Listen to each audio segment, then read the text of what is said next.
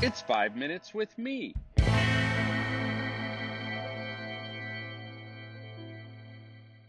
Hey, friends. Welcome to 5 Minutes with Marko. I have a kind of a weird and short thought for you today, maybe 3 or 4 minutes with Marko.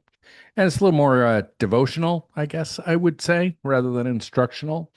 So let's dive in. The 2013 zombie film Warm Hearts was extremely unique for this weird film genre.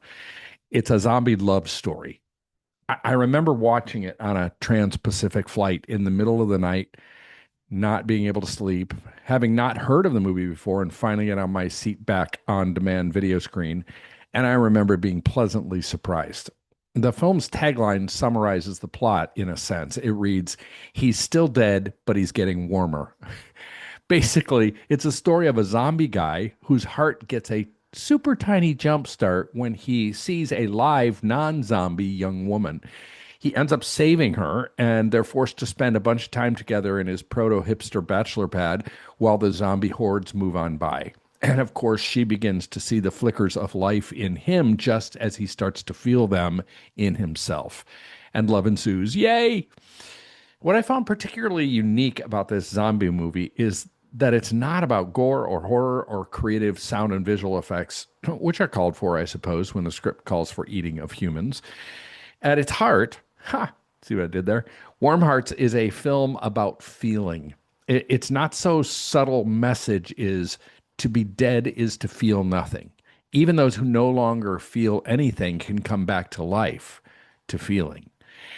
There's also a subtle message, an exploration of the soulless zombies that only commodify others for consumption, and how some non-zombies in the film fit that description just as easily. Hopeless people are hollow people, zombie or not, and they use others to stave off their emptiness. At times in my life that have felt like a mini exile, I came face to face with the fact that I had developed a zombie soul. In order to press through a horrendous season of life, I had to shut down my feelings or or I did so unintentionally. And while the soul and the feelings are not synonymous, I'm pretty sure it's impossible to have a vibrant soul without authentic feelings. They're both symbiotic prerequisites for one another. Lots of people, including teenagers, live with a zombie soul. They're going through the movements of life. They may be even going through the movements of a spiritual life, but there's no blood pumping. And there is, by choice or external force, a complete shutting down of honest feelings and hope. In my own little way, I lived the story of R, the zombie in Warm Hearts. The rekindling of my soul was a love interest, just like his, but it wasn't a girl. My love interest, the gentle and present heart sparker of my story, was none other than the creator of my heart. Youth worker friend, what's the condition of your heart today? Hey, you might know that the youth cartel's main thing, the thing we founded ourselves on is the youth ministry coaching program. It is a year-long leadership development, a whole life leadership development program for youth workers in a cohort approach with 10 youth workers in a group that meets on a learning journey 6 times over the course of a year. And man, we've had 800 people go through it now. And I can't tell you how consistently I see significant transformation in the lives and the ministries of the people who are a part of it. It's such an honor to be a part of it and to walk together with youth workers. We're always trying to fill cohorts. Let me tell you some of the ones we're looking to fill right now.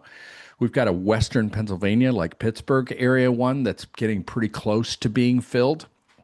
That one's going to be a hybrid cohort with 3 in-person meetings and 3 online meetings, which makes it more accessible for a lot of people and also a little bit less cost to it.